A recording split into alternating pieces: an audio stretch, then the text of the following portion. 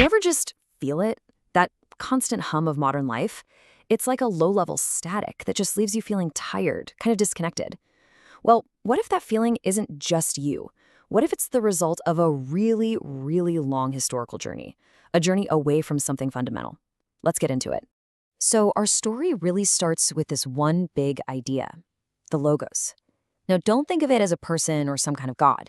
It's more like the underlying blueprint of reality itself. It's the reason why everything holds together instead of just dissolving into pure chaos. It's the pattern, the rhythm, the deep down logic of the universe. And that right there is the big question, isn't it? If there's this built-in order to everything, what's the price we pay for ignoring it? What happens when an entire society, and all of us in it, get disconnected from that foundational rhythm? To figure that out, we've got to go back. I mean, way back. Back to a time when you didn't invent meaning, you found it. For folks in ancient Babylon, you just had to look up. You'd see the night sky, and it wasn't random chaos up there. No, it was this incredible, predictable dance. Think about what that really means. It suggests that the universe made sense before we ever came up with words or theories to describe it. The structure was already there, just waiting for us to notice it in the stars, in the seasons, in the cycles of life itself. So for them, life wasn't about forcing your will onto the world. Not at all. It was about finding your spot within these massive existing patterns. You aligned yourself with the rhythm of the cosmos, and right there, in that alignment, you found your meaning. But, well, things started to change. Yeah, that direct connection to the world around us, it wasn't gonna last. A huge shift was on the horizon.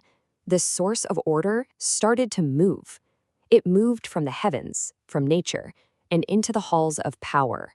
It became something administered by people. And this is where the age of administration really kicks in. As huge empires like Rome started to grow, that direct personal experience of the Logos was slowly swapped out for a system designed to manage it. Meaning became something that was defined, debated, and then handed down from a central authority. And you can really see the change here, right? The focus went from looking up at the stars to looking down at a scroll. It shifted from personally syncing up with nature's cycles to publicly following man-made rules. The Logos wasn't just this reality you lived in anymore. It became a concept to be managed, to be controlled. Whether it was a Roman basilica or a Christian cathedral, the basic structure, this idea of top-down truth, it got baked into the culture. The actual beliefs changed, sure, but that model of a central source of meaning, that stayed put. And that just set the stage for the next big shakeup. This model of a single central truth held on for centuries. But the story of pulling away from the source wasn't over, because eventually that central authority, the church itself, it was about to be replaced too. So we enter the modern era, and the church's role as the main source of meaning starts to fade. But here's the thing. Our need for some kind of central organizing idea didn't just vanish. Nope. New forces just rushed right in to fill that vacuum. Things like mass media, political ideologies, and consumer culture. This timeline really maps out the whole journey.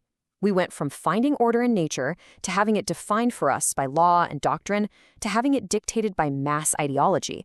And then we get to today.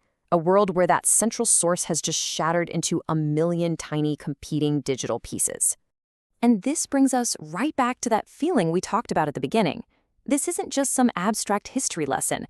This long, slow process of disconnection has a real personal cost for every single one of us living today. This is the key. This is everything. According to the source material, our modern stress and anxiety, it's a direct result of living in resistance to this inherent structure. We've built a world that actively pushes against the natural logos, and what we get is disorder, out there and in here. It's a question we all ask ourselves, right? We have more tech, more convenience, more information than any humans in history. So why does it feel like we're constantly running on fumes, just trying to keep our heads above water? It's because our lives are soaked in these symptoms. We're drowning in information but starved for wisdom. We're pushed by a sense of constant urgency about things that don't really matter. Our attention is fractured into 1,000 pieces, and we are profoundly cut off from the simple, natural rhythms that used to keep us grounded.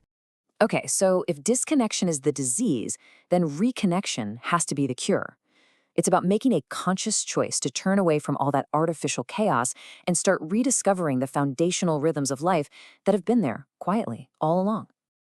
And the path back? It's not complicated, but it is a little radical today. It starts with something simple, just finding moments of stillness in a world that screams at you to keep moving, keep scrolling, keep busy. And out of that stillness, we can start to notice things again. We can rediscover natural rhythm, the sun coming up and going down, the seasons changing, the simple in and out pattern of our own breath. It's always there. And when you practice that stillness and you start to tune back into those rhythms, you eventually find alignment. And that's the goal. It's that feeling of coherence where your life stops being a constant struggle against the current and you finally start flowing with it. Look, this isn't some complex program. It's about simple, real-world practices. Pay attention to the world that isn't on a screen.